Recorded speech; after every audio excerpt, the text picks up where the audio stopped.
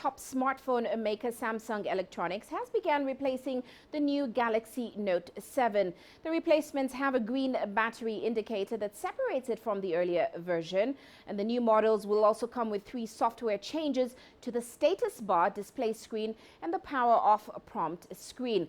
Now, Samsung recalled its Note 7 on September the 2nd after admitting that some of the devices had caught fire while they were being charged owing to faulty batteries.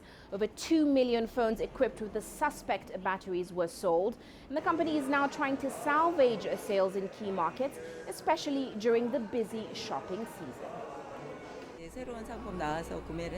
I was very perplexed after this unpleasant thing happened with the same model of my new smartphone.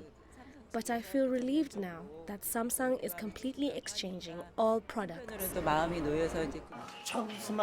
The Galaxy Note 7 is my first smartphone ever, so the explosion accident made me feel flustered at first. However, since the initial response of Samsung has been excellent, I believe that any economic loss can be sufficiently recovered.